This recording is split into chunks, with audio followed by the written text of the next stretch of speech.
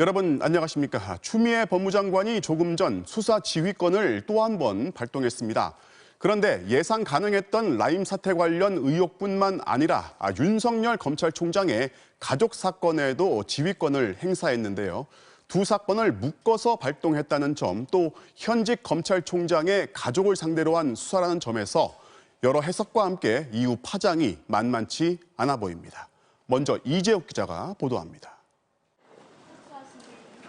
추미애 법무장관은 두 가지 사건에 대해 윤석열 검찰총장에게 손을 떼라고 했습니다. 먼저 김봉현 전 스타모빌리티 회장의 옥중 폭로로 촉발된 검사 비위 등 의혹. 다른 하나는 윤 총장의 부인과 장모 등이 연루 의혹을 받는 사건들입니다. 청와대 수석 정도를 잡으면 보석으로 재판을 받게 해주겠다며 짜맞추기 수사를 했다는 의혹과 검찰총장이 야권 정치인에 대한 구체적인 비위 사실을 보고받고도 사건을 제대로 수사하지 않았다는 김 전 회장의 주장도 규명 대상입니다. 또 금품과 향응을 제공받고 접대받은 검사가 수사팀장으로 수사를 주도했다는 의혹 등도 일부 사실로 확인되고 있다는 게 법무부의 판단입니다. 윤 총장의 부인 김건희 씨와 장모 최모 씨 등 관련 사건들에도 수사지휘권이 행사됐습니다. 김건희 씨의 회사가 각종 전시회를 열면서 수사 대상 회사 등으로부터 거액의 협찬금을 수수했고 도이치모터스 관련 주가 조작 등에도 관여됐다는 혐의입니다. 법무부는 감찰 진행 결과 라임 관련 로비 의혹이 일부 사실로 확인되고 있다며 윤 총장의 연관성을 배제할 수 없어 독립적인 수사가 필요하다고 설명했습니다. 이와 함께 가족과 측근이 연루된 사건은 검사 윤리 강령 등에 따라 회피 대상이라고 덧붙였습니다. 추 장관의 수사 지휘가 행사된 이들 사건은 앞으로 대검의 지휘를 받지 않고 독립적으로 수사한 뒤 결과만을 윤 총장에게 보고하게 됐습니다. MBC 뉴스 이재욱입니다. 네, 법무장관이 한 검찰총장에 대해서 수사 지휘를 두 번이나 발동한 건 유례가 없는 일입니다. 그것도 상당히 신속합니다. 역시 주목되는 건 윤석열 총장 가족 사건의 지휘권을 행사한 건데요. 취재기자 연결해서 배경 설명 들어보겠습니다. 자, 이면주 기자. 대검찰청에 나와 있습니다. 자, 수사 지휘권이 상당히 신속하게 나왔다고 봐야겠죠. 네, 그렇습니다. 한동훈 검사장이 연루 의혹을 받는 채널A 사건과 달리 이번에 수사지휘권 발동은 상당히 신속하게 이루어졌습니다. 감찰에 착수한 지 사흘 만에 이루어진 만큼 전격적이라고 할 수 있는데요. 김봉현 전 스타모빌리티 회장의 옥중 폭로가 나오자마자 감찰에 착수했었죠. 이른바 검사 로비 의혹과 짜맞추기 수사 의혹이 사실로 확인됐다면서 수사를 통한 신속한 진실 규명이 필요하다고 판단한 것으로 보입니다. 눈여겨볼 부분은 술 접대를 받았다고 지목된 검사들 중 일부가 이른바 윤석열 사단이라는 특수부 검사들이 끼어 있다고 보고 윤 총장을 수사에서 배제할 필요성도 크다고 판단한 것으로 보입니다. 자, 이제 두 사건이 전혀 별개로 보였는데 라임에다 윤 총장 가족 사건을 묶어서 이제 지휘권을 행사한 거는 어떻게 해석을 해야 합니까? 네, 대검찰청은 그동안 윤 총장이 가족이 연루된 사건에 대해 일절 보고를 받지 않았다고 밝혔는데요.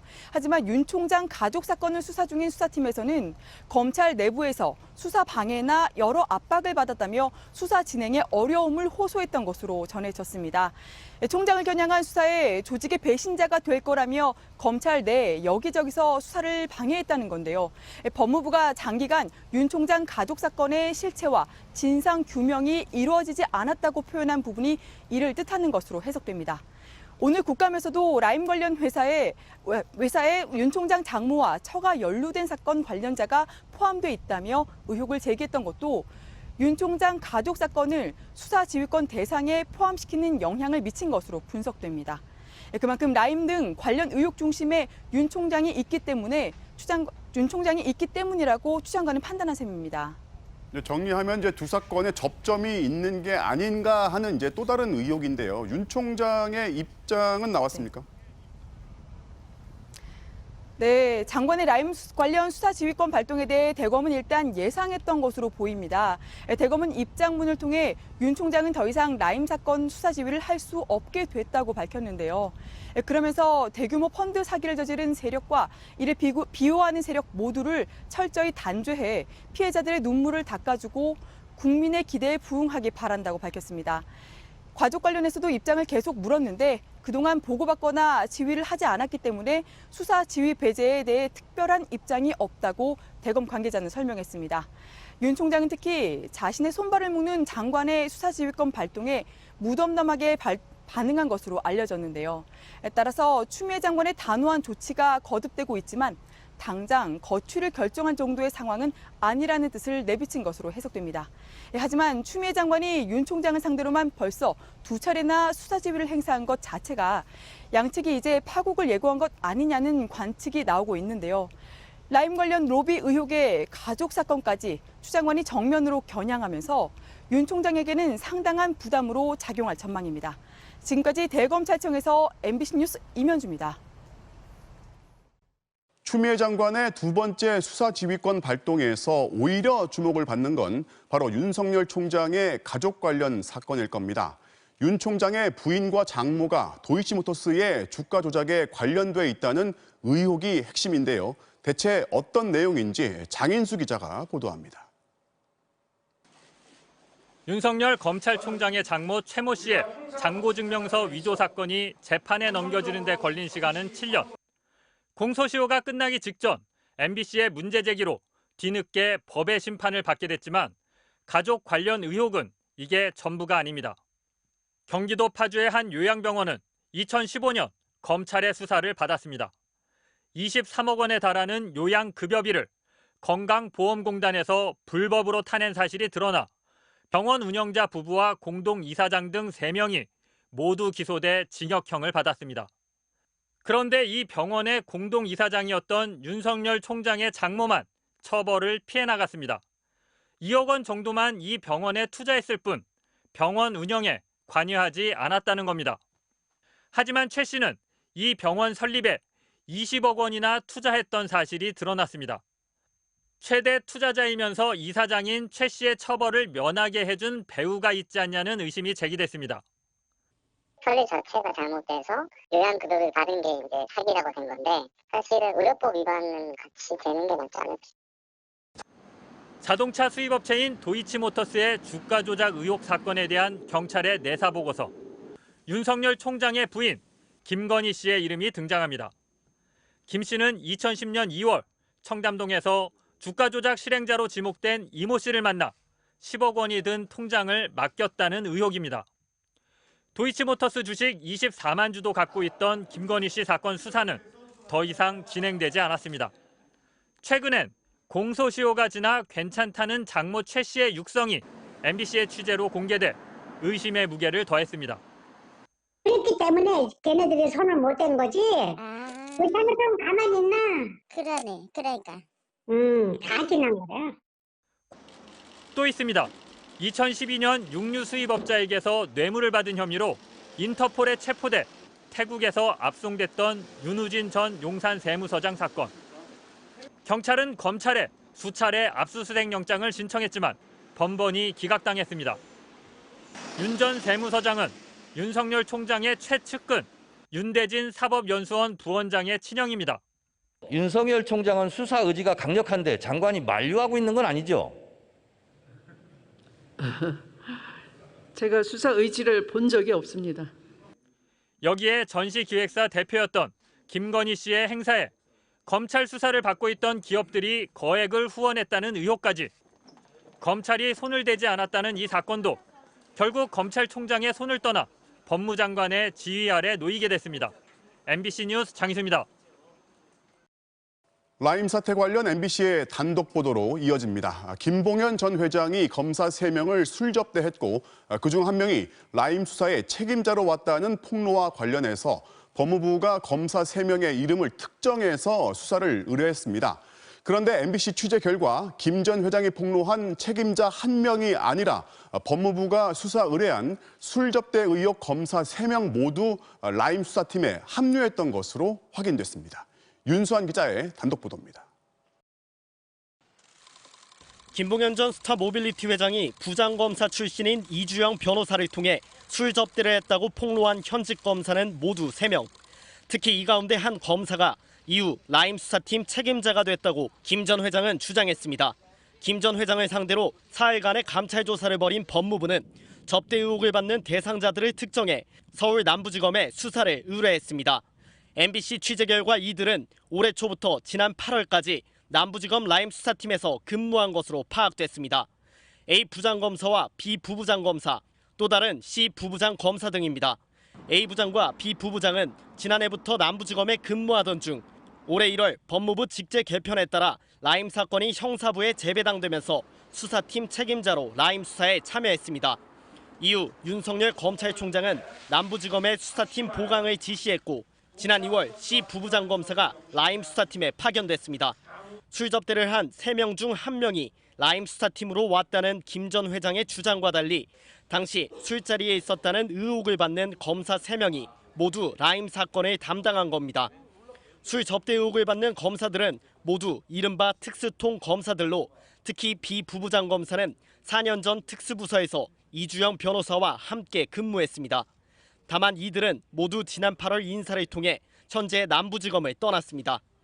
법무부 관계자는 현직 검사 3명이 특정된 건 맞다면서도 자세한 명단은 감찰 단계라 확인해 줄 수 없다고 했습니다. MBC는 해당 검사 3명에게 김 전 회장으로부터 접대를 받은 적 있냐고 질문했는데 A 부장검사와 C 부부장은 전혀 그런 적 없다고 부인했고 B 부부장 검사는 사흘째 답을 하지 않고 있습니다. MBC 뉴스 윤수환입니다. 네, 라임 그리고 옵티머스 펀드 거대한 의혹으로 묶여서 함께 언급되지만 전혀 별개입니다. 오늘 국정감사 현장에서는 이 둘이 혼재돼서 등장했는데 여당은 윤석열 총장을 향해 부실 수사의 책임을 물었고 야당은 추미애 장관을 겨냥했습니다. 이학수 기자가 보도합니다. 여당은 일제히 윤석열 검찰총장 때리기에 나섰습니다. 김봉현 전 스타모빌리티 회장이 야당과 검사를 상대로 로비를 했다고 앞서 검찰에서 진술했는데 그 내용이 왜 이제야 공개됐냐는 겁니다. 윤 총장이 여권에만 초점을 둔 선택적 수사를 지휘했기 때문이라는 의심입니다. 라임 자산 운용이 왜 이렇게 수사가 제대로 안 되고 여권을 향한 수사로만 됐나를 봤더니 라임 자산 운용에 윤석열 총장 장모와 부인 사건의 그림자들이 어른거립니다. 윤 총장의 장모와 관계된 회사 도이치모터스 주가 조작에 가담한 인물이 라임 관련사의 부회장으로 재직했다는 겁니다. 또 윤 총장의 서울중앙지검 재직 시절 옵티머스 관계자들에 대한 무혐의 처분이 내려졌다는 지적도 나왔습니다. 전 지검장이 누굽니까? 윤석열 검찰총장이 다 무혐의해버렸습니다. 이때 무혐의하지 않았으면 이 공기업 투자 안 됐어요. 반면 야당은 추미애 법무부 장관과 이성윤 서울중앙지검장을 겨냥했습니다. 이 지검장 취임 후 정부 여당 관계자들과 관련한 수사가 제대로 이루어지지 않았고 특히 옵티머스 주주였던 청와대 전 행정관에 대해 참고인 수사만 한 건 직무유기라고 비판했습니다. 김재원 등을 상대로 이런 정관계 로비에 대한 조사를 하나도 하지 않았습니다. 또 추미애 장관이 친정부 성향의 검사장만 등용해 수사가 제대로 안 되고 있다고 지적해 고성이 오가기도 했습니다. 검사들도 무능한 사람들이 주요 요직에 배치가 됐는데 수사가 제대로 되겠느냐. 그런 모욕적인 질문이 어디 있습니까?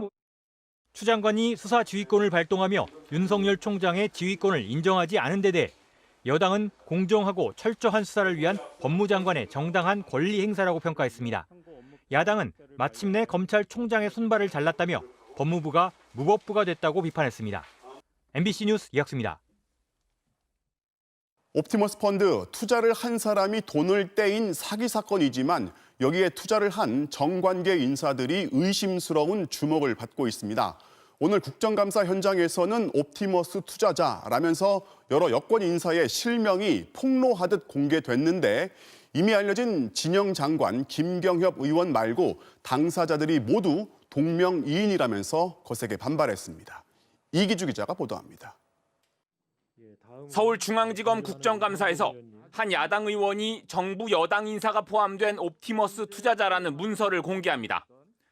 투자 사실이 확인된 진영 행정안전부 장관과 민주당 김경협 의원은 물론 새로운 이름들이 무더기로 보입니다. 민주당의 김진표, 김영호 의원, 김수현 전 청와대 정책실장과 박수현 전 대변인, 이호철 전 민정수석을 연상시키는 명단이 나온 겁니다. 청와대 관계자들이 이름이 여럿 나옵니다. 동명이인일 가능성이 충분히 있습니다. 이 동명이인인지 여부 확인했어요? 정부 여당 인사로 의심되는 인물들에 대한 검찰의 수사가 부실하다는 추궁이었는데 반나절도 안 돼 전부 허위로 드러났습니다. 김진표 의원은 1947년생인 반면 실제 투자한 인물은 1970년생이었고 박수현 전 대변인은 남성인데 투자한 인물은 여성으로 확인된 겁니다. 같은 식으로 5명이 모두 동명이인이었습니다. 당사자들은 물론 민주당은 강력 반발하며 유 의원의 사과와 당의 징계를 요구했습니다. 언제까지 정치 공세로 국정감사를 망치고 국민께 실망만 드릴 것입니까? 묻지마 폭로와 정치 공세에 응분에 책임을 져야 합니다. 라임 사건과 관련해서도 전현직 검사들의 실명이 공개됐습니다. 김봉현 전 회장으로부터 술접대를 받은 검사들이라며 윤갑근 전 대구고검장과 이성범 서울 남부지검 검사의 이름은 물론 사진까지 공개된 겁니다. 김봉현이 접대했다는 룸살롱에서 접대했다는 3명의 검사 중에 2명으로 알고 있습니다. 하지만 윤 전 고검장은 명백한 허위 사실이라며 책임을 묻겠다고 했고 김 전 회장 측도 윤갑근, 이성범 검사를 지목한 게 아님을 분명히 했습니다. 사태의 진실을 가려야 할 국정감사장에서 면책 특권 뒤에 숨은 아니면 말고식의 폭로가 잇따르고 있다는 지적을 피할 수 없을 것으로 보입니다. MBC 뉴스 이기주입니다. 독감 백신을 맞은 한 고등학교 남학생이 이틀 만에 숨지는 일이 있었습니다. 접종을 하고 나서 어떤 이상 증세도 없었고 상온에 노출이 되거나 침전물이 발견됐던 백신도 아니었습니다. 보건당국은 정확한 사망 원인이 뭔지, 접종과의 연관성이 있는지 조사하고 있습니다. 박윤수 기자가 취재했습니다. 인천에 사는 고등학교 3학년 17살 A군은 지난 14일 정오쯤 인천의 한 병원에서 무료 독감 백신을 맞았습니다. 그런데 A군은 이틀 뒤 돌연 집에서 숨진 채 발견됐습니다. 어머니가 깨우러 들어가 보니 이미 의식을 잃고 사망한 상태였습니다. A군은 접종 전후 알레르기성 비염 외에 기저질환이나 특별한 이상 증세는 없었습니다. A군이 맞은 백신은 국가조달 물량 백신이었습니다. 백신 유통업체는 신성약품이었지만 상온에 노출돼 회수 대상이 됐던 백신 물량은 아니었습니다. 또 침전물이 생겨 무리를 빚었던 백신도 아닌 정상 제품이었던 것으로 조사됐습니다. 일반 백신이었어요. 그 병원에서 차트까지 확인해갖고 저기 국가에서 같이 갖다 줬으니까. 방역당국은 정확한 사망 원인 확인 작업에 들어갔습니다. 아직은 예방접종과의 인과관계가 확인되지 않았으며 부검을 통한 사망 원인을 먼저 파악한 후에 조사를 진행할 예정입니다. 지금까지 독감 백신으로 사망한 사례는 지난 2009년 65살 여성 한 건이 있었고 대부분의 이상 반응은 국소 반응이나 알레르기 같은 경증이었습니다. 독감 무료 접종은 활발하게 진행되고 있습니다. 70살 이상 어르신에 대한 무료 접종 첫날인 오늘 병원 밖까지 긴 줄이 이어졌습니다. 아무래도 이게 면역이 약하고 그러니까 여기서 하는 날 첫날 맞으려고 그냥 안심하게. 어제까지 955만 명이 독감 백신을 접종했고 이 중 무료 대상자는 511만 명으로 집계됐습니다. 방역당국은 최근 어린이 백신 부족 문제에 대해 일부 병원들이 보유한 물량이 일찍 소진된 것으로 보인다며 예방접종 지정 의료기관 만여 곳에 어린이와 임신부가 우선 접종받을 수 있도록 협조를 요청했습니다. MBC 뉴스 박윤수입니다.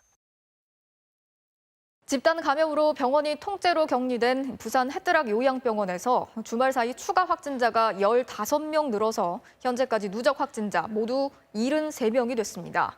격리 중인 병원 안에서 오히려 환자들 간의 교차 감염이 이뤄진 게 아닌지 우려가 나오고 있는데요. 더구나 부산시는 이 대규모 집단 감염의 경로를 밝혀줄 병원 CCTV조차 아직 확보하지 못한 상황입니다. 윤파란 기자가 취재했습니다. 주말 사이 15명이나 추가로 확진되면서 부산 해뜨락병원의 누적 확진 환자는 73명이 됐습니다. 지난 14일 동일 집단 격리로 지정해 병원을 통째로 봉쇄했는데 엿새가 지나면서 20명이나 늘어난 겁니다.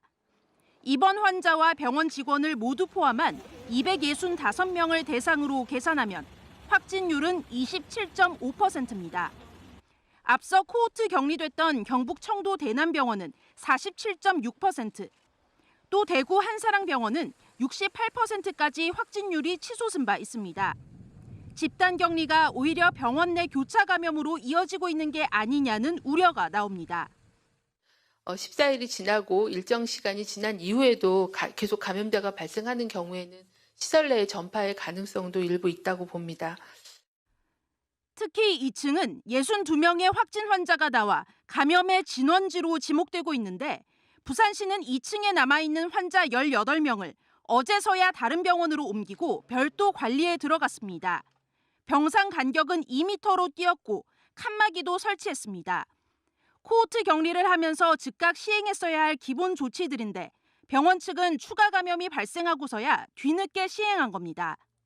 안에서 충분히 감염 관리가 가능하도록 공간이나 이런 것들이 배려되어야 됩니다. 이 공간들이 확보되지 않는 가운데서 코호트 격리라는 건 위험한 조치라고 생각을 합니다. 상황이 이런데도 부산시는 집단 감염의 경로를 추정할 결정적 단서인 병원 내 CCTV를 아직도 확보하지 못하고 있습니다. 종사자들의 마스크 착용 여부 등 역학조사의 가장 기본적인 자료인데도 병원 측의 자진 제출만 기다리고 있는 상황입니다. 거부를 하고 있습니다. 거부를 해서 저희도 협조 공문해갖고 나왔는데 병원에서 일단 병원에 협조가 없으면 저희가 강제로 어디 있는지 이렇게 볼 수가 없다 보니까. 휴대전화 기록까지 조회하며 확진자의 동선을 추적하던 방역당국의 조치와 배치되는 모습입니다. 역학조사를 거부하거나 방해, 회피하면 2년 이하의 징역에 처할 수 있지만 부산시는 아직 고발 조치를 취하지 않고 있습니다. MBC 뉴스 윤파란입니다. 북한을 감시하는 데 더 이상 해외 정찰 위성에 의존하지 않고 자체적으로 만들어보자며 수천억 원을 투입한 사업이 진행되고 있는데요. 하지만 이 돈의 절반 이상을 해외 기술을 사오는 데 쓴 것으로 나타났습니다. 내부에서 문제 제기가 있었지만 소용이 없었다는데요. 손영 기자가 그 내막을 취재했습니다. 5개의 위성이 북한 전역을 실시간 감시합니다. 야간이나 기상악화에도 자동차 크기까지 식별할 수 있어 핵실험이나 ICBM 발사 동향을 미리 포착할 수 있습니다. 우리 군은 모두 1조 2천억 원을 들여 이 같은 정찰 위성 5개를 국내 기술로 만들겠다고 밝혔습니다. 국제기술협력의 범위를 최소화하고 국방과학연구소가 한국항공우주연구원 및 국내 업체가 보유한 국내 기반 기술을 최대한 활용하여 위성체 개발은 한국항공우주산업과 한화시스템이 맡았습니다. 그런데 시제품 개발을 위해 투입된 5,300억 원 중 60%가 넘는 3,300억 원을 이탈리아 업체에 지불해야 합니다. 정작 핵심 기술은 없기 때문입니다. 5년 안팎의 위성 수명이 닿을 때마다 계속 이탈리아에 의존해야 하는 상황인 겁니다. 게다가 핵심 기술을 해외에서 사오는 줄은 담당자들조차 몰랐습니다. 뒤늦게 이 사실을 알게 된 국방과학연구소 담당부서 연구원 15명 전원은 업무 거부 의사까지 밝히며 반발했습니다. 하지만 국방과학연구소 측은 해외 기술을 사오는 것이 기간 단축뿐 아니라 비용 면에서 유리하고 애초에 기술 자문 형식으로 진행하기로 했다고 밝혔습니다. 처음부터 다 우리 기술로 다 할 수는 없죠. 그렇게 되면 실패 확률이 높기 때문에 차후에는 이제 우리 기술로 개발할 수 있도록 그렇게 단계적으로 나가려고 하는 겁니다. 하지만 자문을 받아서 핵심 기술을 넘겨받겠다는 건 애초에 불가능하다는 지적입니다. 첨단 핵심 기술을 이전하는 것은 있을 수 없는 일입니다. 겉으로만 기술 이전이 되고 특정 회사에 의존하게 되는 그런 어려움이 있을 수 있습니다. 또 효율만을 내세우면 기술 개발은 요원할 수밖에 없습니다. 우리만의 기술로 정찰 위성을 보유하겠다는 게 취지인데요. 당초 계획대로 잘 가고 있는지 점검이 필요할 것 같습니다. 당초 개발 취지에도 맞지 않고 계약을 위반한 것이란 연구원들의 항의에 본부장은 직장을 옮기는 것도 방법이라며 퇴사를 종용하기도 했습니다. 결국 연판장을 쓴 연구원 15명 중 9명은 다른 부서로 전보 조치됐습니다. MBC 뉴스 손영입니다. CJ 대한통운 택배 노동자의 안타까운 소식을 전해드린 지 얼마 되지 않았는데 이번엔 한진 택배 노동자가 숨졌습니다. 이달 들어서만 벌써 3명째, 올해만 모두 12명으로 늘었습니다. 매일 과로에 시달리고 있는 택배 기사들, 당장 언제 또 누가 쓰러져도 이상한 상태가 아니라고 말하고 있는데요. 결국 고용노동부가 택배 현장에 대한 긴급 조사에 나서기로 했습니다. 조영익 기자가 취재했습니다. 서울 한진택배 본사 앞. 지난 12일 자택에서 숨진 채 발견된 36살 김모 씨의 죽음을 알리고 회사 측을 규탄하는 기자회견이 열렸습니다. 유가족은 지병으로 숨진 것이라는 한진택배의 입장을 울먹이며 반박했습니다. 형이 약을 먹고 병원 간 기록이 있다라고 하면 조금이나마 인정을 하고 질병이 아닌 걸로 전 알고 있어요. 김 씨는 하루 200~300개 이상의 택배를 처리하느라 매일 늦은 새벽까지 배송에 나서야 했고 숨지기 나흘 전에는 새벽 4시 28분에 일을 마친 뒤 동료에게 고통을 호소하는 메시지를 보내기도 했습니다. 집에 가면 새벽 5시인데 밥 먹고 씻고 바로 터미널로 가면 한숨 못 자고 또 물건 정리를 해야 한다며 너무 힘들다고 했습니다. CJ 대한통운 택배 노동자에 이어 김 씨까지 이번 달에만 3명이 잇따라 숨을 거뒀고 올해 들어 12명이 목숨을 잃었습니다. 코로나19 상황이 길어지면서 택배 노동자들의 죽음이 잇따르자 정부도 칼을 빼들었습니다. 고용노동부는 택배기사들의 사망 원인을 철저하게 조사하고 택배 현장에서 안전보건 조치가 제대로 지켜지고 있는지 긴급 조사하기로 했습니다.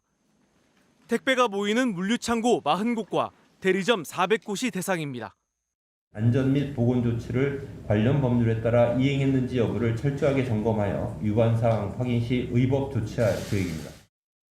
또 숨진 CJ 대한통운 택배기사가 산재보험 대상에서 빼달라고 썼다는 신청서의 대필 논란도 조사해 사측의 강압 사실이 확인되면 형사 고발하겠다고 밝혔습니다. MBC 뉴스 조용익입니다. 하반기 주식시장의 최대 관심 종목이었죠. BTS의 소속사인 빅히트 엔터테인먼트의 주가가 상장 이후 사흘 연속 급락하면서 반토막이 났습니다. 이 주식을 4천억 원 넘게 사들인 개인 투자자들은 결혼 자금을 다 쏟아부었는데 혹시 환불해줄 수 없냐고 문의까지 하면서 절망하고 있는데요. 강나림 기자가 취재했습니다. 오늘 마감된 빅히트 엔터테인먼트 주가는 18만 9천 원, 또 5.7%나 떨어졌습니다. 상장 첫날인 지난 15일 공모가의 2배 넘는 35만 원대까지 치솟았던 빅히트 주가는 마이너스 4%로 마감했고 다음 날엔 22% 넘게 급락해 사흘 만에 반토막이 났습니다. 손해를 본 건 개인 투자자들. 외국인과 기관이 사흘 연속 내놓은 물량을 4천억 원 넘게 사들였습니다. 최고점인 35만 1천 원에 거래된 물량만 64만 주. 인터넷 게시판에는 결혼 자금인데 환불이 안 되느냐는 등의 문의가 계속되면서 환불이란 표현을 조롱하는 글까지 줄을 잇고 있습니다. 주식시장은 환불이 가능한 시장이 전혀 아니고요. 주식시장에 대한 충분한 이해가 이루어지지 않는 상태에서 대박의 환상에 따라서 참여하게 되는 개인들이 이런 묻지마 투자를 하게 된 데에는 최근에 공모주 투자 열풍이 한몫을 했습니다. SK바이오팜은 공모가 4만 9천 원에서 사흘 연속 상한가로 장중 26만 9천 원까지 올랐고 국내 기업 공개 사상 가장 많은 돈이 몰렸던 카카오게임즈 역시 공모가 2만 4천 원에서 장중 8만 9천 원까지 치솟았습니다. 하지만 이후 두 회사 주가 모두 기관들의 의무 보유 물량이 시장에 풀리면서 하락하다 현재는 최고가를 한참 밑도는 수준에 머물러 있습니다. 좋은 공모주 주식을 사면 속된 말로 따상상, 상한가 2번 치고 이런 이 법칙처럼 이야기하는데 이런 현상들은 오히려 시장의 투자 심리가 좀 비정상적으로 달아올랐다는 증거로. 전문가들은 상장 초기에는 주가 변동이 클 수밖에 없다면서 특히 공모주에 투자할 때에는 가격이 합리적으로 형성됐는지와 함께 기관이 의무적으로 보유해야 하는 기관과 물량을 따져봐야 한다고 조언했습니다. MBC 뉴스 강나림입니다. 외국인 선원들만 타고 있던 우리 측 어선 한 척이 서해 북방 한계선을 넘어갔다 돌아오는 일이 발생했습니다. 해군이 거기로 가면 북측 바다라고 50차례 넘게 호출했지만 이 배는 답을 하지 않았습니다. 결국 해군도 해경도 이 배가 북으로 넘어가는 걸 제지하지 못했습니다. 이남호 기자가 보도합니다. 군 감시 장비에 이상 행동을 하는 선박이 처음 포착된 건 지난 17일 낮 12시 45분입니다.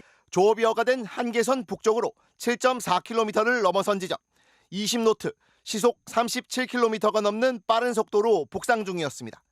그러나 군은 당시 배의 정체를 파악하지 못했고 10분 가까이 지난 12시 54분에야 이 배가 해산물 운반선 광성 3호라는 것을 인지했습니다. 군은 어선 공통망 등을 통해 남쪽으로 뱃머리를 돌리라는 호출을 50여 차례나 보냈지만 광성 3호는 응답이 없었습니다. 결국 광성 3호는 오후 1시쯤 NLL을 넘어 북한 해역에 들어섰고 10분가량 머물다 돌아왔습니다. 알고 보니 월북한 어선엔 한국인 선장 없이 중국인과 베트남인 등 외국인 선원 3명만 타고 있었습니다. 군 호출 내용을 알아듣지 못했거나 통신기 자체가 아예 꺼져 있었을 거란 의혹이 나옵니다. 외국인 선원들은 GPS 장비도 볼 줄 몰랐다고 진술했습니다. 사건 자체는 단순 월선으로 보이지만 가뜩이나 남북 관계가 민감한 상황에서 어선 통제가 제대로 되고 있지 않다는 게 드러난 겁니다.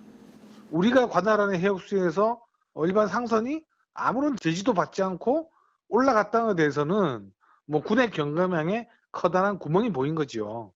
실제 해경과 해수부 어업지도서는 이 배가 조업 한계선을 넘은 사실조차 몰랐습니다. 해경 측은 피격 공무원 수색 작전에 인력이 많이 투입돼 어려움이 있다고 해명했습니다. 군의 대응도 문제였습니다. 군은 레이더로 이상 동향을 포착하고도 별다른 조치를 취하지 않다가 11분이 지나서야 어선에 경고 통신을 보냈습니다. 전속력으로 달리면 NLL에 도착하기 충분한 시간입니다. 당시 군 당국은 상황이 모두 종료된 오후 2시가 넘어 북측에 우리 어선이 항로착오로 NLL을 넘어갔었다는 사실을 통지했고 북측은 아무런 반응을 하지 않았습니다. MBC 뉴스 이남호입니다. 일본 국민의 절반이 후쿠시마 원전의 방사능 오염수를 바다에 방류하는데 반대한다는 여론조사 결과가 나왔습니다. 가장 큰 피해를 입게 될 후쿠시마의 주민들은 그동안의 복구 노력이 모두 수포로 돌아간다면서 절규하듯 반대하고 있습니다. 도쿄 고현수 특파원이 보도합니다. 일본 신문 중 발행 부수가 가장 많은 요미우리 신문이 오염수 해양 방류에 대한 여론조사를 실시했습니다. 반대가 50%로 찬성 41%보다 더 높은 것으로 나타났습니다. 지난 3월 조사에선 68%가 처분 방법에 대한 답변을 미뤘지만 바다에 버리는 방안이 사실상 결정되자 반대 의견이 많아진 겁니다. 일본 정부는 연일 해양 방류를 결정한 건 아니라는 입장만 되풀이하고 있습니다. 그렇다고 다른 방안이나 결정을 미룬다는 말도 없습니다. 알프스処理水の取り扱いについてもいつまでも方針を決めずに先送りすることはできない状況にあると。 NHK는 후쿠시마 현지에선 해양 방류를 전제로 설명회가 진행 중이라고 보도했습니다. 후쿠시마는 절망적인 분위기입니다. 海外の方にするかもしれないですね。日本福島近郊だと確かに危ない気がします。 지역 상인들도 실망감을 감추지 못하고 있습니다.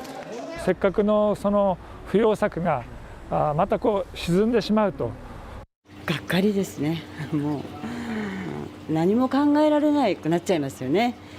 지역 언론들은 정부가 삼중 수소를 희석해 배출하면 안전하다고 강조하지만 국민들은 이를 모른다며 결국 정부의 섣부른 결정이 후쿠시마에 피해를 가져올 거라고 비판했습니다. 중국 외교부 대변인도 일본은 주변국과 충분히 협의한 뒤 신중히 결정해야 한다며 해양 방출에 대한 입장을 밝혔습니다. 国民の理解、周辺諸外国への説明が十分尽くされなかった場合は放出を延期するとかね、条件をつけるってことだと。 그럼에도 일본 정부가 해양 방류를 고집하는 건 비용이 가장 적게 들기 때문으로 보입니다. 충분한 검토와 설득 작업 없이 해양 방류 쪽으로 결정을 몰아가면서 국제사회는 물론 일본 안에서도 강한 반발에 직면하고 있습니다. 도쿄에서 MBC 뉴스 고현승입니다.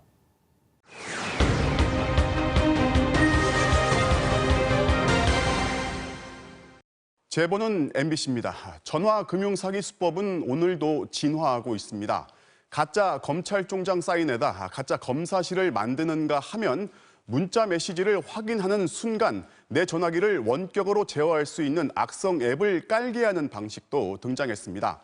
추가 피해자를 막기 위해 알려야 한다면서 MBC에 제보해온 신종 수법을 임상재 기자가 취재했습니다. 지난 8일 20대 정모 씨는 문자 메시지 하나를 받았습니다. 한눈에 들어오는 빨간색 도장과 서명. 윤석열 검찰총장이라는 이름이 선명합니다.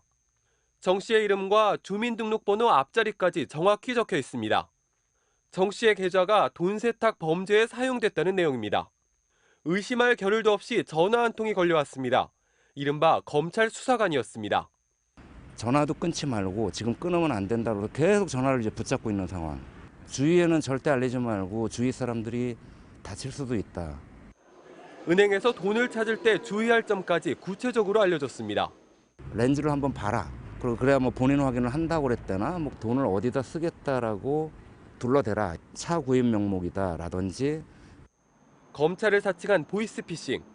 저는 서울중앙지검 특별수사일부 성진우 수사관이고요. 씨께서 오늘 저희 서울 동부지방검찰청으로 방문이 좀 가능하십니까? 진짜 같은 검사 신분증과 명함, 구속영장은 옛날 방법. 가짜 검사실에서 영상통화를 하는 수법까지 등장했습니다. 보이스피싱 일당이 보낸 문자에 있는 온라인 주소를 누르면 휴대전화에 자동으로 깔리는 악성 앱. 어떤 일이 벌어지는지 전문가와 실험해봤습니다. 앱이 설치되자 카메라가 작동하면서 피해자의 얼굴이 나옵니다. 휴대전화가 사기 일당이 조작하는 대로 작동되면서 문자뿐 아니라 공인인증서까지 빠져나갑니다. 실제로 지난달 4일 60대 여성이 자기도 모르게 깔린 앱 때문에 8천만 원을 날렸습니다. 보이스피싱을 막을 수 있는 1차 관문인 은행도 눈치채지 못했습니다. 그 어떤 통보나 그 범죄를 차단하는 시스템이 작동을 하지 않았거든요. 최근에는 전화 가로채기 기능까지 추가된 불법 앱도 나왔습니다. 수상하다고 느낀 피해자가 인터넷 등에서 검색해서 정상적인 금융회사 번호로 전화를 해도 심지어 신고 전화를 해도 해커들에게 연결되는 방식. 피해자들은 속수무책으로 당할 수밖에 없었습니다. 1234에 1234는 해커가 미리 다른 번호로 연결되도록 지정해둔 번호이기 때문에 전화를 걸게 되면은 제 해커의 핸드폰으로 연락이 오게 됩니다.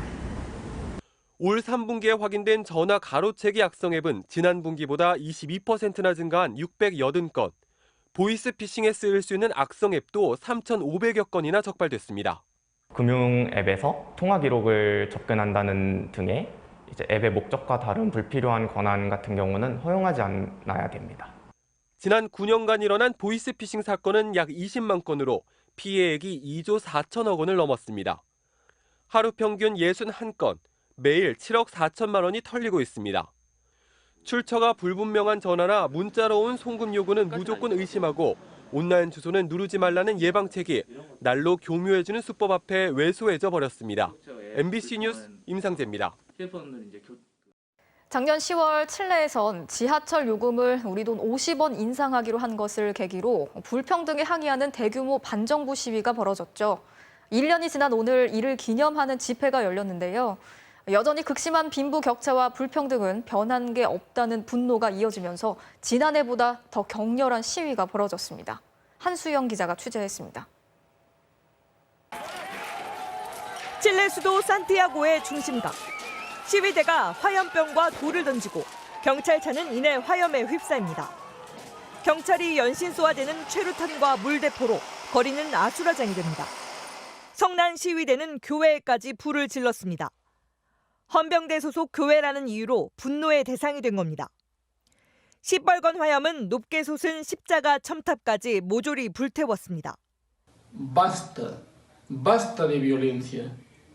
No justifiquemos lo injustificable. Dios no quiere la violencia. 작년 10월 칠레에선 지하철 요금을 우리 돈으로 50원 인상하는 데 항의해 대규모 반정부 시위가 열렸습니다. 상위 1%가 칠레 전체 소득의 4분의 1을 독점하는 불평등에 분노의 불을 지핀 겁니다. 당시 31명이 사망하고 3천여 명이 다쳤습니다.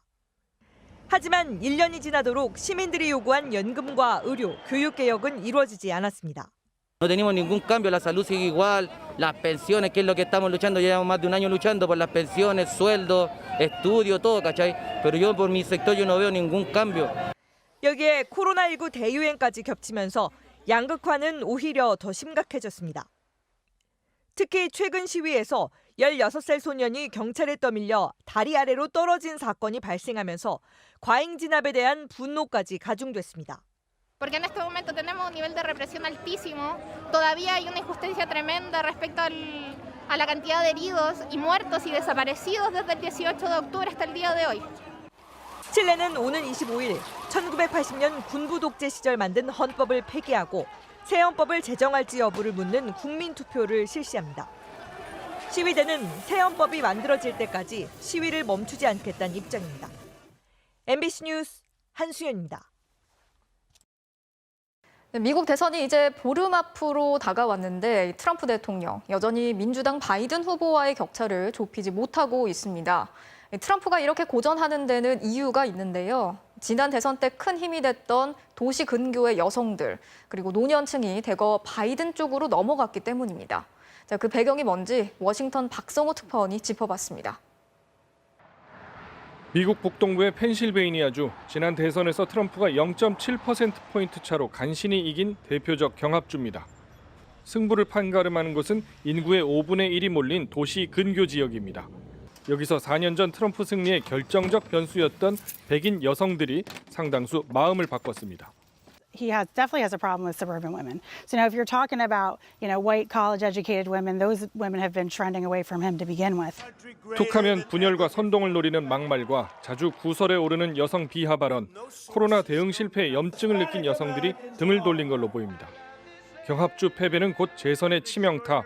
트럼프는 여성 표심 잡기에 절박해졌습니다. Suburban women, will you please like me?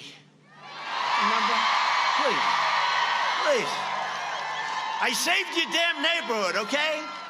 2016년 대선 때 여성 유권자의 지지는 트럼프 42%, 클린턴 54%였는데 지금은 트럼프 36%, 바이든 59%로 격차가 확 벌어졌습니다. 최대 경합주인 플로리다주의 더 빌리지스입니다. 부유한 백인 은퇴자들이 모여 살아 공화당 아성이지만 바이든 지지가 부쩍 늘었습니다. The villages predominantly has been like 80% Republican. Hopefully we can turn the tide and have Florida for Biden.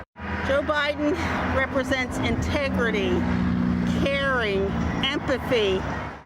플로리다의 코로나19 사망자 중 82%가 65세 이상이다 보니 노인을 위한 나라는 없다는 불만이 강합니다. 트럼프 대통령은 백신이 나오면 노인들 먼저 맞히겠다며 뒤늦게 달래기에 나섰습니다. 하지만 지난 대선 때 트럼프 54%, 클린턴 45%였던 노년층 표심은 최근엔 두 후보에게 거의 똑같습니다.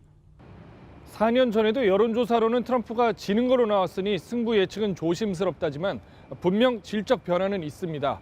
그때는 없던 코로나 변수가 생겼고 트럼프 지지층이 대거 이탈했다는 점입니다. 워싱턴에서 MBC 뉴스 박성호입니다. 사회적 거리두기가 1단계로 완화가 되면서 오늘부터 초중고등학생들 정원의 3분의 2까지 등교할 수 있게 됐습니다. 그중에서도 초등학교 1학년 학생들은 매일 등교가 가능해지면서 학부모들의 부담을 덜게 됐는데요. 현장 분위기 어땠는지 정동훈 기자가 다녀왔습니다. 서울의 한 초등학교, 오전 10시 40분이 되자 아이들이 정문으로 쏟아져 나옵니다. 그런데 바로 옆 작은 문으로는 가방을 맨 아이들이 줄지어 들었습니다. 등교 인원이 3분의 2까지 늘어나자 한반 인원이 30명이 넘는 학교에서는 오전, 오후로 나눈 이른바 2부제 수업을 하는 겁니다. 40분이던 한 과목 수업 시간을 20분으로 줄이다 보니 나머지 시간은 집에서 원격 수업을 해야 합니다. 2시간밖에 수업을 안 해서 아쉬움이 있는데 적응 단계니까 차차 늘려갔으면 좋겠어요. 수도권에선 전교생 300명 미만, 비수도권에선 1000명 미만인 학교들도 대부분 전학년 등교를 했습니다. 교육의 정상화가 이루어지고 차츰 안정기에 들어가는 교육 활동을 할 수 있게 돼서 학교에서는 그래도 반기는 상황입니다. 특히 초등학교 1학년은 매일 전원 등교가 시작됐고 이제 매일매일 온다 하니까 어때요? 기분이 좋아요. 공부도 많이 하고 친구들도 만나서 좋아요. 학습 공백에 대한 걱정과 돌봄 부담은 일단 덜었습니다. 어쨌든 괜찮았어요. 그래서 예전보다는 조금 불안감이 감소한 것 같아요. 하지만 전교생 1000명, 학급당 30명 이상인 수도권 과대 과밀 학교들은 교내 방역이 여전한 걱정거리입니다. 밥 먹을 때도 그렇고 뭐 등하교 할 때도 그렇고 교실 안에서도 그렇고 안 돼요. 그거는 사실 방안이 없다고 보거든요. 교육당국은 우선 대규모 학교에 지원 인력을 추가 배치해 방역을 강화하고 2부제 수업 시행 등에 따른 교사 부담을 덜어주는 방안을 고심하고 있습니다. MBC 뉴스 정동훈입니다. 우리 군의 주력 수송 헬기인 치누크입니다. 현재 육군과 공군에서 40대 정도를 운용 중인 것으로 알려졌는데 이 중에 무려 50년이 넘은 기종도 있어서 10여 년 전부터 개량 사업이 추진돼 왔습니다. 그런데 최근 이 사업이 사실상 백지화가 된 것으로 확인됐는데요. 배주한 기자가 단독 취재했습니다. 하늘의 짐꾼이라 불리는 대형 수송 헬기 CH-47 치누크 헬기입니다. 최대 이륙 중량 22톤으로 병력이나 화물 수송에서 최강의 능력을 보유하고 있습니다. 특수부대의 후방 침투 작전에도 유용한 헬기인데 문제는 노후화입니다. 군이 보유한 치누크 헬기는 모두 40대. 이 중에는 무려 50년이 넘은 헬기도 있습니다. 지난 2017년 군은 8년간 8,200억 원의 예산을 들여 성능 개량에 착수하기로 했습니다. 항법, 생존, 통신 등 탑재 장비가 교체 혹은 신규 장착되어 생존성과 작전 능력이 크게 향상될 것으로 기대합니다. 그런데 최근 이 개량 사업 자체가 사실상 백지화된 것으로 확인됐습니다. MBC가 입수한 방위사업청의 내부 문건. 치누크 헬기 17대의 성능 개량 비용은 당초 예상보다 5천억 원가량 늘어난 1조 3,500억 원. 그런데 신규 구매 비용이 1조 2,200억 원으로 오히려 새로 사는 게 1,300억 원가량 적게 드는 걸로 결론났습니다. 게다가 우리 군의 일부 작전 장비도 장착하기 어려워 결국 사업 추진이 어렵다고 방위사업청은 판단했습니다. 제작사인 보잉과 미국 역시 추가 비용과 호환성 등을 이유로 신규 구매를 추천한 것으로 확인됐습니다. 지난 2007년 개량 논의가 시작된 뒤 13년 만에 결국 원점으로 돌아간 셈입니다.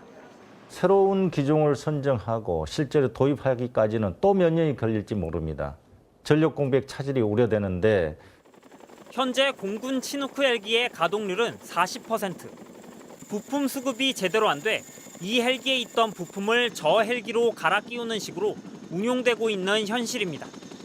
방위사업청은 새 헬기 도입을 신속히 추진하겠다면서도 성능 개량보다 1년 정도는 더 소요될 것이라고 밝혀 전력 공백 우려는 더 커질 것으로 보입니다.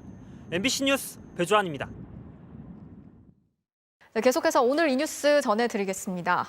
고속도로에서의 화물차 사고 정말 위험천만하죠. 특히 소형 화물차 문제가 더 심각하다고 합니다. 3차선으로 달리던 1톤 화물차. 갑자기 사라지나 싶더니 가드레일을 들이받습니다. 충격으로 밀려난 이 화물차 위로 따라오던 25톤 화물차가 그대로 엎어집니다. 지난 5년간 화물차로 인한 사망자 수는 523명. 고속도로 교통사고 전체 사망자 수의 절반이 넘습니다. 이 중 1톤 소형 화물차 사고는 대부분 중상이나 사망으로 이어집니다. 특히 소형 화물차 때문에 일어난 사고의 가해 사망자 비율은 10명 중 9명. 작은 규격의 화물차일수록 가해 사고 사망자 수가 많은 건데 이유가 뭘까요? 1톤 이하 화물차 경우는 앞 범퍼에서 운전대까지 거리가 좀 길이가 짧습니다. 그리고 지면에서부터 운전석까지 상대적으로 좀 낮아요, 구조가. 그러다 보니까 충돌하게 되면 운전자가 있는 공간이 부서지는 현상이 발생합니다. 안전장치를 배제한 현행 규정에 문제가 있다는 목소리도 나옵니다. 8.5톤 이상 대형 화물차는 전방 충돌 방지 보조장치와 차로 이탈 경고 장치를 의무적으로 부착하고 화물차의 총 중량이 3.5톤을 넘을 경우 최고 속도가 시속 90km를 넘지 못하도록 최고 속도 제한 장치를 설치해야 합니다. 하지만 1톤 이하 소형 화물차는 이런 규정에서 모두 벗어나 있습니다. 이게 옵션입니다. 대부분 운전자들이 생계형 운전자가 많다 보니 이에 대한 옵션사항을 선택하지 않는 경우가 많이 있는 거죠. 거기에 운전자들의 안전의식 미비는 사고 위험을 높이는데요. 졸음, 주시 태만, 과속 등 안전 불감증이 대부분 사고의 원인. 안전띠 미착용률은 30%가 넘었습니다. 화물차 10대 중 8대를 차지하는 소형 화물차. 안전제도와 운전자 의식 변화가 시급한 상황입니다. 오늘 이 뉴스였습니다.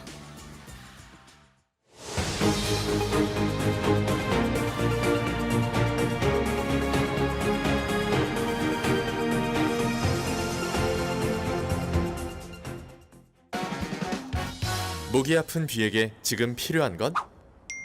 팬텀 메디컬. 팬텀 메디컬은 근육통을 완화시키고 목 추간판 탈출증, 퇴행성 협착증 치료 목적을 위해 견인합니다. 바디프렌드의 팬텀 메디컬.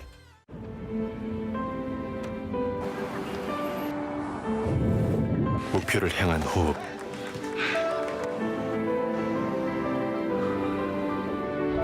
한계를 넘어선 호흡으로 정점에 서다. Top of the game. The new Volvo S90. 탄소는 발자국을 남긴다. 기후위기의 원인, 탄소. 앞으로의 기술은 발자국을 남기지 않아야 한다.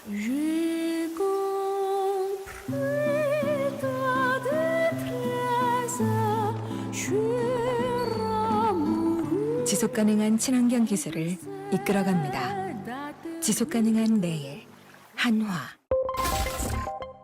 새로운 컴팩트 세단의 매력에 눈을 뜨다. 제대로 타다. 올류 제타. Volkswagen. 늘 하던 거 말고 늘 가던 데 말고 딴 세상은 가까이에 있다. 모두의 원더랜드 현대 프리미엄 아울렛 스페이스원 그랜드 오픈. 가장 편안해야 할 곳은 집입니다. 함께 어울려 행복이 커지는 곳도 집입니다. 집은 안단테입니다. 여유로운 삶의 템포 안단테.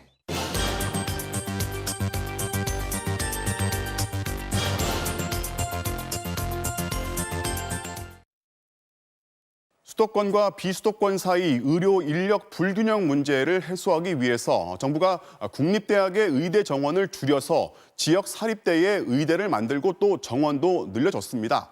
그런데 의대 이름에만 지역명이 들어가 있지 수업이나 병원 근무는 대부분 서울에서 이루어지는 의대가 있습니다. 결국 피해는 의사를 찾아서 서울까지 와야 하는 지역 주민의 몫입니다. 이덕영 기자가 집중 취재했습니다. 울산의 한 특수학교에 다니는 18살 최준영 군. 뇌병변 1급 장애여서 다른 사람의 도움 없인 움직일 수 없습니다. 네, 고생하셨어요. 네, 수고하세요. 자세 바로. 두 다리가 항상 경직돼 있다 보니 양쪽 고관절이 빠져버려 2년 전 큰 수술을 2차례나 받아야 했습니다. 하지만 울산의 병원들은 이런 수술을 해본 적이 없다고 말했고 수술을 하려고 알아보니까 울산 지역에서는 도저히 안 되겠더라, 못 맡기겠더라고요. 먼저 부산을 찾았지만 결국엔 서울의 대형 병원까지 가야 했습니다. 예후가 안 좋아서 그 반대쪽 절반 빠진 수술을 하러 서울에 갔어요. 서울 가니까 이제 지난번에 했던 수술까지도 이제 손을 대야 되는 상황. 퇴원 후에도 2달에 한 번씩은 단 10분 진료를 위해 왕복 10시간이 걸려 서울을 오가고 있습니다. 차에 이렇게 뒷자리 침대 만들어가지고 애 눕혀가지고 새벽 5시에 여기서 출발하면 거기서 한 10시나 11시쯤 되면. 울산에서 준영 군 같은 중증 환자들의 치료만 어려운 건 아닙니다. 화상이나 손가락 접합 치료병원부터 장애인을 위한 치과 시설까지 턱없이 부족합니다. 치과는 이 하나 신경치료를 하나를 하더라도 서너 번은 최소한 가야 되는데 시간, 거리 모든 데서 너무 많은 그분들이 부담을, 그래서 보통 이제 포기를 해버리죠. 인구 100만이 넘는 6대 광역시 울산. 그런데 10만 명당 의사 수는 서울과 광역시 중 가장 적고 사망률은 가장 높았습니다. 코로나19에 대처할 수 있는 감염내과 전문의는 단 1명뿐이고 공공병원은 한 곳도 없습니다. 이처럼 전국 광역시 중에서도 울산의 의료 서비스 수준은 가장 낮은 실정입니다. 무엇보다 의사 수 부족이 가장 큰 원인인데요. 이곳에도 의과대학이 있지만 제 역할을 못하고 있기 때문입니다. 지역 유일의 의과대학이 있는 울산대학교를 찾아가 봤습니다. 교내 어디에도 의대 위치를 알려주는 표지판이었고 학생들조차 위치를 모릅니다. 잘 모르겠어요. 어느 건물을 같이 쓴다고 했어요. 그럼 울산대의대는 어디에 있을까? 서울 송파구의 아산병원. 병원 바로 맞은편에 연구실 등이 모여있는 건물이 있습니다. 울산에 없던 의과대학이 바로 이곳 서울 한복판에 있는 겁니다. 울산대의대는 지난 1988년 지역 의료 인력을 확보하기 위한 문교부의 지침에 따라 설립됐습니다. 국립대의대 정원을 줄여서 울산대를 포함한 지역 사립대 3곳에 의대가 만들어진 겁니다. 하지만 설립 취지가 무색하게 울산에서 수업을 받는 건 단 1년뿐입니다. 학교는 이런 사실을 공공연히 홍보하고 예과 2학년 때부터 본과 4학년까지 서울 아산병원에 있는 의과대학 서울 캠퍼스에서 학생들 역시 마찬가지입니다. 1년 그냥 지나가는 거 들어올 때조차도 울산의대는 서울에 있다라고 생각하기 때문에 울산대 의대가 아닌 아산대 의대란 말이 나오는 이유입니다. 이에 대해 울산대 의대는 학생들에게 더 훌륭한 환경인 서울에서 일부 교육을 진행해 오고 있고 현재 교육 시스템이 가장 이상적이라고 밝혔습니다. 지역의대지만 서울에서 수업을 하는 대학은 또 있습니다. 지난 1985년 의과대학이 설립된 충북 충주의 건국대학교 캠퍼스. 지난 2005년 의학전문대학원으로 전환된 뒤엔 모든 수업을 서울에서 하고 있습니다. 그러다 교육부 감사에서 시정하란 지적을 받기도 했습니다. 2020년 올해부터 지금 1학년 수업은 충주 캠퍼스에서 하고 있고요. 지역의대가 이렇게 해당 지역을 떠나 있다 보니 피해는 결국 지역으로 돌아가고 있습니다. 의대 부속병원은 의료 인력이 부족해 충분한 진료를 제공하지 못하고 그러다 보니 다시 주민들의 외면과 병원 부실화로 이어지고 있습니다. 충북 충주의 건국대 부속병원. 이곳을 찾은 응급환자 상당수는 다른 지역 병원으로 이동해야 합니다. 중환자실이 부족하거나 응급수술이 불가능하기 때문인데 교통사고를 당했다던가 아니면 높은 곳에서 낙상을 하셨다던가 아니면은 심하게 다쳐서 빨리 여러 과가 같이 합쳐서 수술해야 된다 하거나 생사를 가르는 골든타임을 놓치는 경우도 발생합니다. 구급차를 타고 가시다가 사망하시는 것도 가끔 1년에 한두 건 정도는 봅니다. 지난 10년 동안 이 병원의 병상 수는 40%가량 줄었는데 병원 규모가 줄다 보니 의사를 초빙하긴 더 어려워졌습니다. 지역 의료 인력 확보라는 애초에 의대 설립 목표는 유명무실해진 지 오래입니다. 예전에는 한두 분 계셨지만 지금은 이 건대를 졸업하고 이 건대 충주병원에 오시는 분들은 단 한 분도 없습니다. 울산대 의대 부속병원도 사정은 비슷합니다. 의사 수를 못 채워 3년 전 중증 환자를 돌볼 수 있는 상급 종합병원 지정에서 탈락했고 결국 울산의 상급 종합병원은 한 곳도 없게 됐습니다. 중증 질환이라든지 아니면 의사의 어떤 교육이라든지 전공의 교육 이런 면에서 문제가 안 됐는데 의사 수가 부족해서 저희들이 탈락하게 됐죠. 울산대는 현재 40명인 의대 정원을 늘려주면 대학병원을 하나 더 짓겠다고 말하고 있지만 울산대 의대를 졸업한 뒤 울산으로 돌아온 의사는 졸업생 10명 중 1명도 안 되고 졸업생 70% 가까이는 수도권에서 자리를 잡고 있습니다. 지역의대는 수도권으로 가기 위해 잠시 스쳐가는 곳이 된 현실. 우리 학교에 충주에 있는 학생이지만 그 학생 보고 너 충주에 남아 있어라. 강제할 물리적인 방법도 없고. 사립의대들은 법의 어점을 이용하고 있습니다. 의대생들은 부속병원이나 대학이 지정한 병원에서 수업을 받을 수 있는데 울산대와 건국대 모두 서울의 병원을 협력병원으로 지정해 수업이 가능하도록 했습니다. 지난 2011년까지는 협력병원 의사가 임상 수업은 할 수 있지만 전임교원, 교수가 되는 건 불법이었습니다. 그런데 감사원 감사에서 울산의대 등 사립의대 7곳이 협력병원 의사를 교원으로 임명해 사학연금 196억 원 등 607억 원이 부당 지급된 사실이 적발됐습니다. 그러자 교육부는 잘못을 고치도록 하는 대신 아예 법을 바꾸는 방법을 택했습니다. 제가 기억이 안 나는데요. 그때 병원에 있는 그런 상황도 있었을 거라서 사립의대의 꼼수 행위를 묵인하고 방관하는 데서 더 나아가 합법화시킨 겁니다. 법을 아예 바꾼 거죠. 협력병원도 인정을 해달라 이렇게 하고 세금도 면해주고 그랬던 거죠. 서울로 가버린 지역의대들. 무너져가는 지역의료를 다시 세우려면 보다 강력한 법적 장치가 필요하다는 주장이 나오는 이유입니다. 지역의사제 도입과 의대 정원 확대는 불가피한 문제로 보여집니다.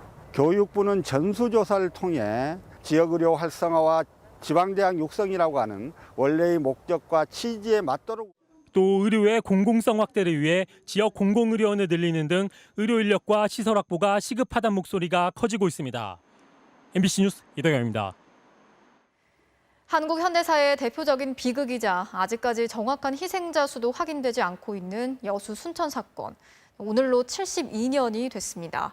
민간인과 군경 유족들은 그동안 추념식을 따로 지내왔었는데요. 올해는 처음으로 함께 진행하면서 특별법 제정을 호소했습니다. 문영철 기자가 취재했습니다. 72년 전인 1948년 10월 19일 여수에 주둔하던 제14연대 군인들이 제주 4.3 사건의 진압 명령을 거부하며 촉발된 여순 사건. 이승만 정부는 대규모 병력을 파견해 강경 진압에 나섰습니다. 이 과정에서 10,000명 이상이 목숨을 잃은 것으로 추정할 뿐 정확한 희생자 수는 지금까지 파악되지 않고 있습니다. 유족들은 피해자의 시신을 인도받지 못했고 72년간이나 억울한 누명에 몰려 민간인과 군경 유족들은 그동안 추념식을 따로 진행해왔지만 올해는 72년 만에 처음으로 한자리에 모였습니다. 군인, 경찰, 민간인 모두가 다 희생자입니다. 71년이라는 세월이 지나서 지금은 상생하는 길로 가야 된다고 봅니다. 이유 없이 가족을 떠나보낸 유족들의 아픔은 72년이란 세월 속에서도 치유되지 못했고 좌우가 따로 없었습니다. 아버지, 죄 없이 몽둥이 맞으면서 얼마나 무서웠어. 느닷없이 총 맞아 쓰러지면서 얼마나 억울하셨어. 진실을 공식적으로 확인하고 유족들의 아픔을 치유할 특별법안은 다시 발의돼 국회 행정안전위원회 소유에 회부된 상태입니다. 하지만 그간 4번이나 좌절됐던 만큼 통과를 여전히 자신할 수 없는 가운데 유족들은 내년 추념식과 위령제에서는 특별법 제정의 결실이 함께하기를 간절히 바라고 있습니다. 나이가 거의 지금 80, 90객이거든요. 언제 돌아가실 줄 모르고 매년 몇십 명씩 돌아가시는 방국인데 특별법이 제정되어서 명예를 회복해야 되고. MBC 뉴스 문형철입니다. 보호자가 없는 집에서 라면을 끓이다 불이 나서 중태에 빠졌던 인천의 두 형제 기억하시죠? 반가운 소식이 전해졌는데요. 지난 추석 의식을 찾은 뒤 지금은 말도 하고 형은 학교 원격 수업도 들을 만큼 회복되고 있다고 합니다. 이 소식은 손하늘 기자가 전해드리겠습니다. 보호자가 없는 집에서 요리를 하다 화재가 나면서 큰 화상을 입은 인천의 9살과 10살 형제. 전국 각지 수천 명이 병원비를 보냈고 화재를 진압했던 인천의 소방관들도 온정을 보탰습니다. 지난 추석 연휴 형제는 18회 만에 의식을 되찾았는데 최근엔 상태가 더 많이 호전됐습니다. 온몸에 심한 3도 화상을 입은 형은 허벅지에 붕대 때문에 걸을 수는 없지만 의사소통을 잘하는 걸로 알려졌습니다. 자유롭게 말은 하고 웃고 할 정도까지 회복됐고요. 핸드폰을 통해서 학교 공부도 그것도 참여할 정도입니다. 동생 또한 조금씩 말을 하고 있는데 다만 화재 당시 마신 유독가스로 목이 부은 탓에 대화가 쉽지 않은 상태입니다. 경찰이 보호자의 아동 방임 여부를 조사 중인 가운데 형제의 어머니는 아이 둘이 있으니 취업이 안 돼 일자리 문제가 힘들었다고 호소한 걸로 전해졌습니다. 이번 사건을 통해 현재는 2-3달이 걸리는 법원의 피해 아동 보호 명령의 심리 기간을 단축시키고 아동보호 전담 판사도 따로 지정해야 한다는 지적이 나오고 있습니다. 또 정부가 연말까지 학대 전담 공무원을 280명가량 배치하기로 했지만 일부는 행정직으로 돌려막기가 벌어지는 걸로 드러나 전문성 보강도 필요합니다. MBC 뉴스 손하늘입니다.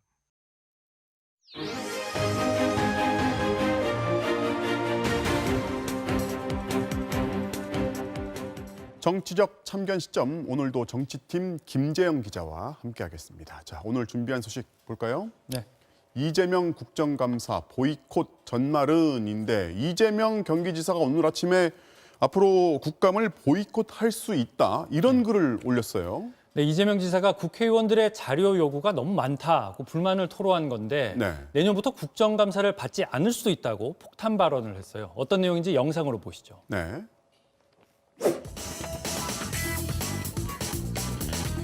경기도 같은 경우는 특히 모든 자료들을 그냥 무조건 거부를 해요. 저희들이 자료를 하도 안 주길래 경기도 홈페이지에 들어가 보니까 홈페이지에 버젓이 올라가 있는 자료들도 있었어요. 자료를 제출하지 않아서 우리 이재명 지사님한테 금요일 날 전화까지 드렸습니다. 경기도가 우리 행정안전위원회를 무시하고 국회를 무시하는 것은 국민을 무시하는 것입니다.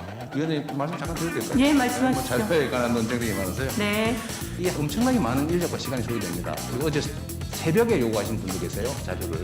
그러면 공무원들은 밤새워 대기하고 또 급하게 다 깨워가지고 이렇게 대응해야 되는 게 너무 가슴 아파서. 또 이렇게 이만큼이 자료로 우선은 들어와 있으니 준비하느라고도 애쓰셨고요. 새벽에 자료 요청하거나 이런 것까지는 아닌 것 같고요.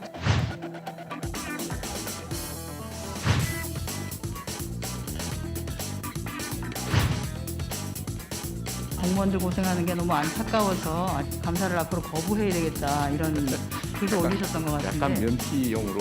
네, 약간 면피용으로 올리신 것 같은데. 너무 죄송해서요. 네. 자, 뭐 경기도든 어디든 그 지자체는 뭐 당연히 국감 대상 아닙니까? 네, 일단 정부 교부금이나 지원금을 받기 때문에 이게 어떻게 썼는지 봐야 되지 않겠습니까? 네. 당연히 감사 대상이고요. 또 이런 과정을 통해서 지자체 간 지원금 규모도 조정해야 하기 때문에 자치단체장이 거부한다고 국감을 안 받고 그럴 수 있는 건 아닙니다. 네. 그래서 그 점에 대해서는 이 지사도 인정하고 사과했고요.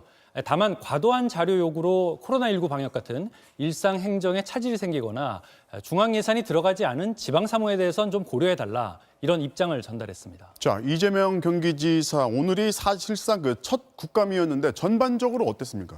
네, 최근 대법원 무죄 확정 판결로 이 지사의 운신의 폭이 넓어졌습니다. 네. 오늘 여러 현안에 대해서도 거침없이 말했는데요. 직접 들어보시죠. 네. 최동욱 옵티머스 고문 만난 적이 있는 거는 뭐 인정하셨죠? 네, 뭐 펀드 사기꾼이 그 거짓말 해놓은 그 문서에 의해서 정치적 공격으로 도정을 이렇게 훼손하면 안 되지 않습니까? 지위를 활용해서 부당한 이익을 취하게 되면 그 엄벌해야 되는데 사실 옵티머스 이런 경우 대표적인 거 아닙니까? 징역 한 100년씩 선고했으면 좋겠습니다. 당연히 검찰도 수사할 수 있는 공수처 있어야 되고요. 검찰 책임자에 대한 직선제가 꼭 필요하다고 생각합니다. 검찰이 수사를 하는 게 아니라 여론 조작을 한다는 거예요. 마녀 사냥을 하죠. 저도 거기 엄청난 피해를 입었고 최근에 뭐 조국 전 장관님이나 추미애 장관님 같은 경우도 어디서 자꾸 검찰 수사 자료가 새가지고 이건 보면 이제 뭐 옵티머스 관련 의혹을 이제 부인하는 정도를 넘어서 검찰 뭐 수사를 뭐 작정을 하고 비판을 했어요. 네, 평소 소신을 쏟아냈습니다. 네. 검찰이 수사가 아닌 여론 조작을 하고 마녀 사냥을 한다거나 검찰이 민감해하는 수사권 조정, 공수처가 필요하다고 또 검찰총장 직선제도 도입해야 한다고 그야말로 검찰에 대해 거침없는 발언을 이어갔습니다. 네, 다음 소식 보겠습니다. 서울시장 정모 씨, 부산시장 땡땡땡 씨인데 서울시장에는 정모 씨라고 이름이 등장하는데 부산시장은 이름이 없는 것 같은데 네. 어느 당의 후보 상황이 이런 것 같아요, 보니까. 네, 여야 각각 해당되는 얘기인데요. 네. 서울, 부산시장 후보군을 놓고 설왕설래가 계속되고 있습니다. 여당에선 서울시장 후보로 정세균 국무총리와 정은경 질병관리청장이 한때 하마평에 오르면서 한바탕 소동이 있었고요. 네. 야당에선 김종인 비대위원장이 지난주 부산 방문 당시 후보감이 없다고 한 발언이 당내 반발을 불러왔는데요. 영상으로 정리했습니다. 네.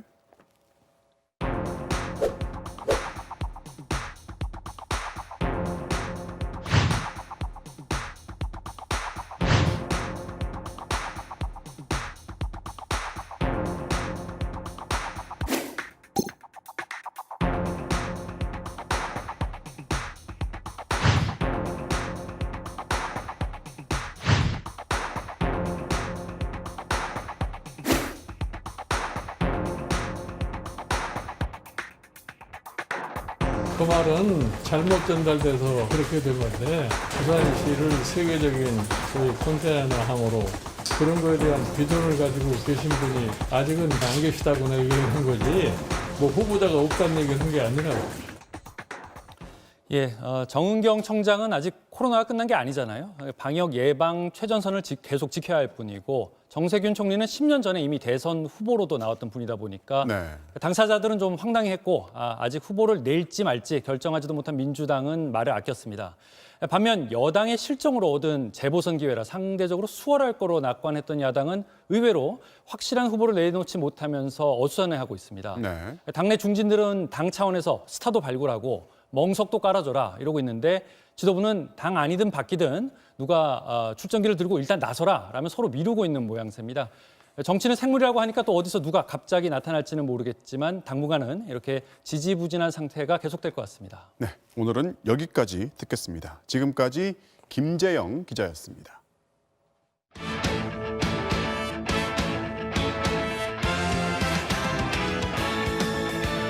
인치와의 유로파리그 조별 예선 1차전에서 시즌 9호 골에 도전합니다.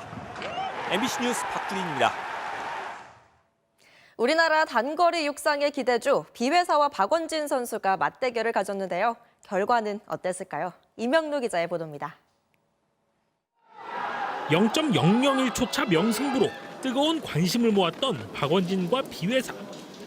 고교 100m 라이벌이 2달 만에 다시 만났습니다. 그리고 준결승부터 같은 출발선에 섰습니다. 먼저 치고 나간 건 박원진이었습니다.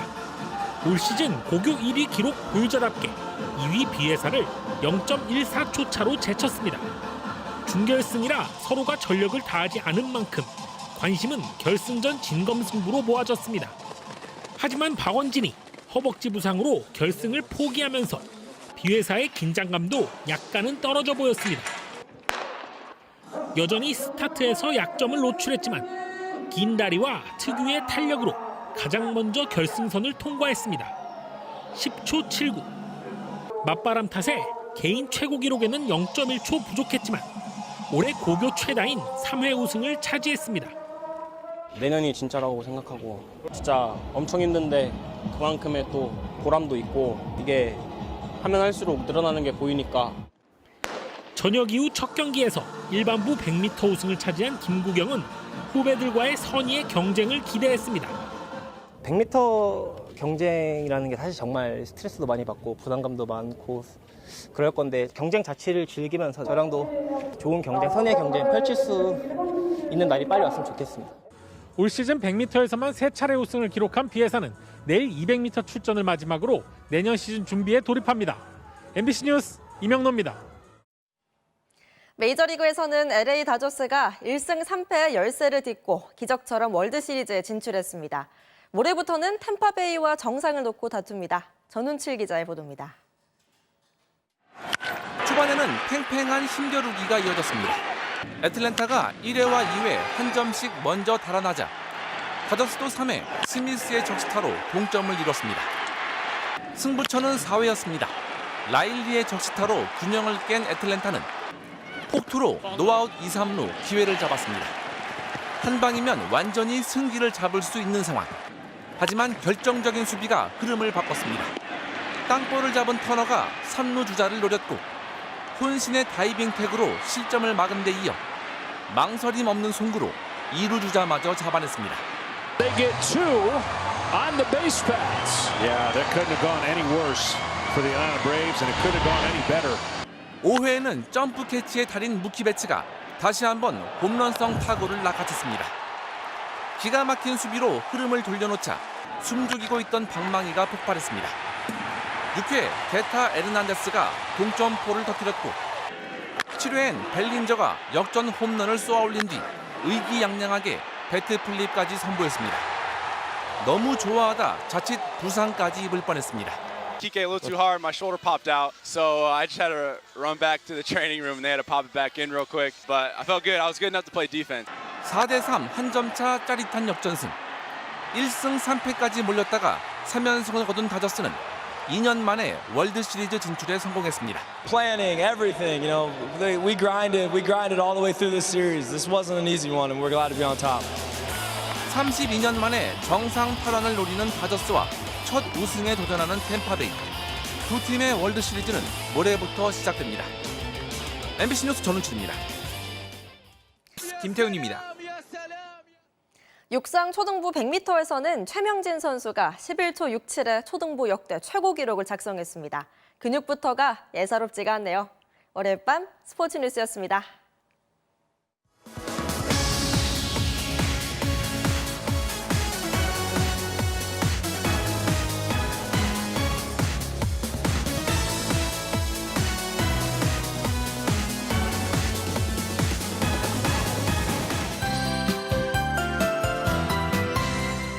공기라도 깨끗한 게 그나마 작은 위안이 됐었는데요. 아쉽게도 다시 미세먼지가 들어오고 있습니다. 먼지가 몰리는 지역은 수도권과 중서부 지방인데요. 밤사이에도 스모그가 지속적으로 유입되고 또 대기 정체까지 맞물리면서 내일은 공기가 더 탁해지겠습니다. 아침 출근길에는 안개마저 뒤엉키면서 시야가 더욱 답답해질 것으로 보입니다. 이 먼지는 모레쯤 해소가 될 텐데요. 수요일 밤부터는 찬 공기가 강하게 내려오겠습니다. 비의 양이 많지는 않겠지만 찬바람이 강하게 내려오면서 주 후반에는 서울의 아침 기온이 5도 안팎까지 뚝 떨어지며 쌀쌀해지겠습니다. 자세한 지역별 내일 날씨입니다. 내일도 전국의 하늘 자체는 맑겠고요. 남쪽으로는 비교적 깨끗한 동풍이 닿으면서 미세먼지 농도 보통 수준을 유지하겠습니다. 아침 최저 기온은 서울 10도, 청주 8도, 대구 9도로 오늘과 비슷하거나 조금 조금 오르겠고요. 낮 최고 기온은 서울 22도, 광주 24도까지 올라서 온화함이 감돌겠습니다. 수요일 밤에는 경기 북부와 남해안 지방에, 목요일에는 수도권과 영서 지방에 비가 예보돼 있습니다. 날씨였습니다. 네, 앞서 전해드린 검사 술접대 의혹 보도에서 이주형 변호사의 얼굴이 다른 검찰 간부의 사진으로 잘못 방송됐습니다.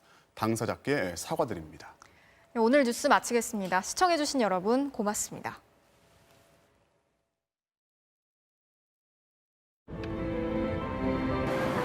목표를 향한 호흡, 한계를 넘어선 호흡으로 정점